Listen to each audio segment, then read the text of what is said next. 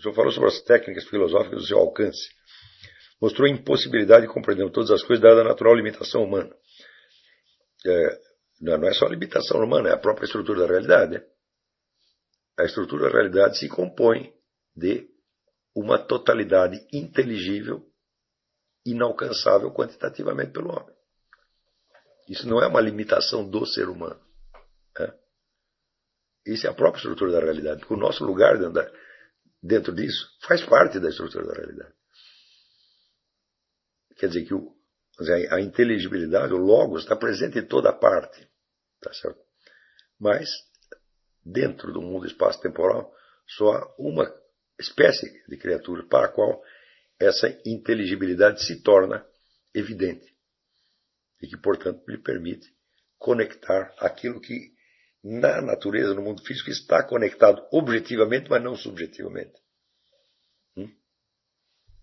Como, por exemplo, a conexão entre espécies animais que se desconhecem.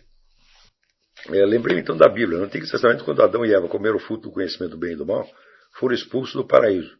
No texto bíblico, nenhuma passagem indica que tenham saído com o conhecimento que pretendiam adquirir após terem infringido as ordens divinas. Esse é um dos trechos mais incompreendidos da Bíblia. Porque, quando se fala conhecimento do bem e do mal, se trata do conhecimento divino do bem e do mal. Não havia outra. O conhecimento que Deus tem do bem e do mal?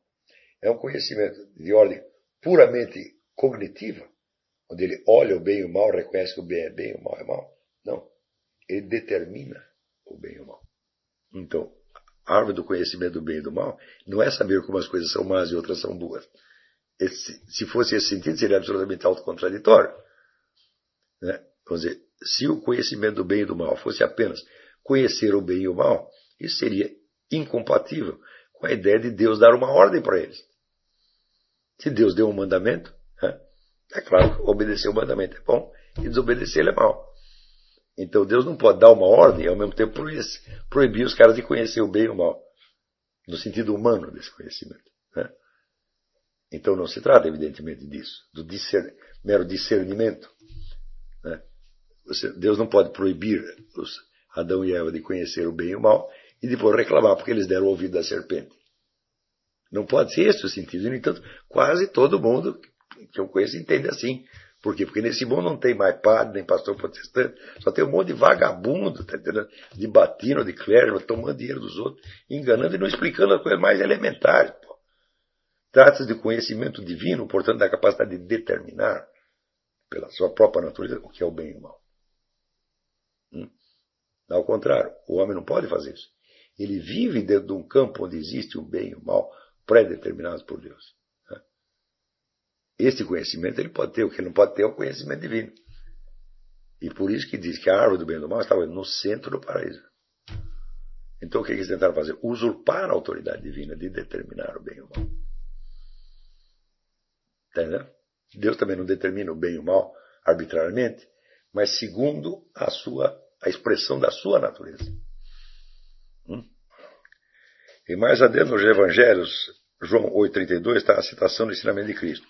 Em verdade vos digo, conhecereis a verdade e ela vos libertará. Considerando que o conhecimento da totalidade das coisas só é possível para Deus, e dado que quanto mais conhecemos, mais nos libertamos, conforme está escrito na Bíblia, pergunta, essa aparente contradição seria, em outras palavras, o mesmo que foi dito na aula? Bom, de fato é uma contradição somente aparente. Mas você não está proibido de conhecer a verdade humanamente, e nem de conhecer o bem e o mal humanamente. Você está proibido de tentar ser a causa de todas as coisas. E o fator gerador do bem e do mal.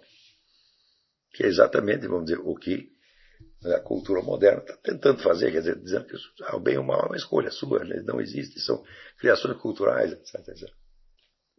Agora, se você entende, né, que a proibição de tocar na árvore do bem e do mal fosse uma proibição do conhecimento, então você cairia na interpretação gnóstica, que Deus fez Adão e Eva dois idiotas que não podiam saber nada, e que daí veio a serpente salvadora e lhes mostrou, né, o horizonte do conhecimento.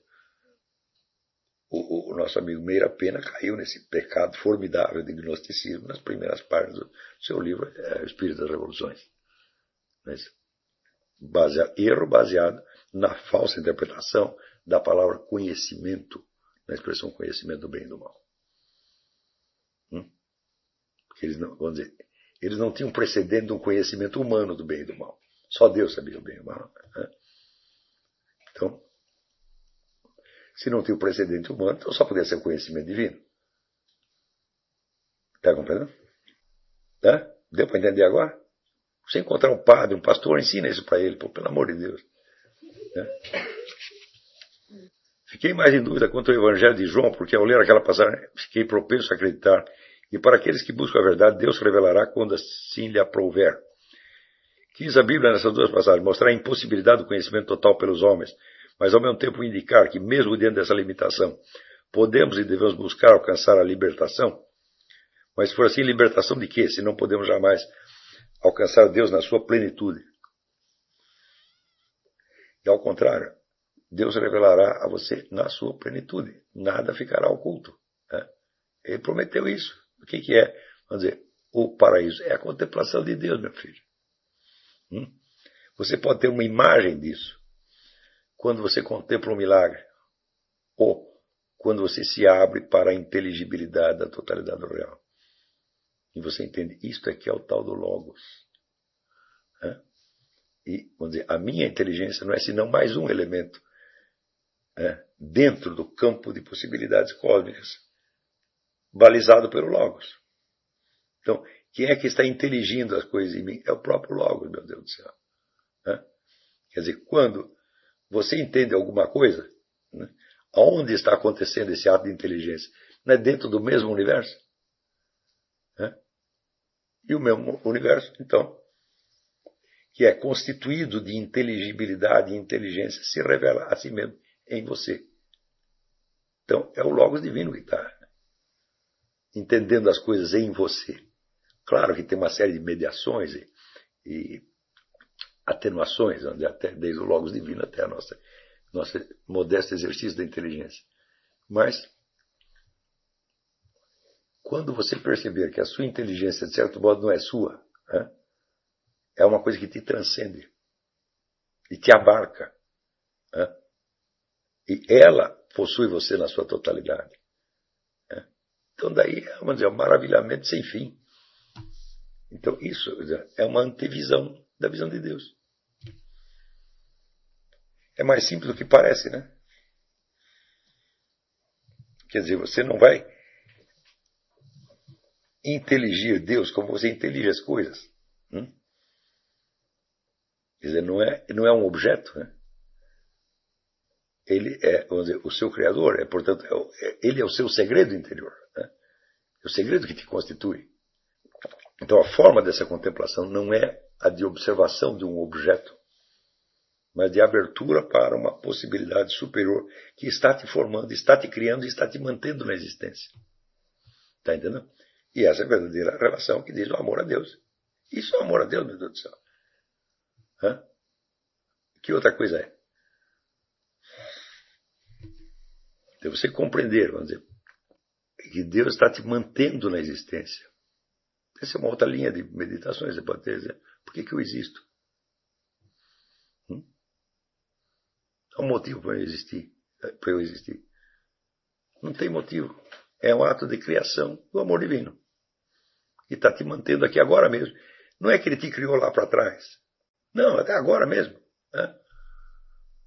Se tirasse, vamos dizer, o suporte de Deus à existência, cessasse um minuto,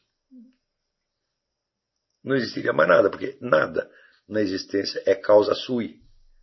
Tudo está dentro do tecido infinito da inteligibilidade universal. Nada escapa. Não há regiões autônomas.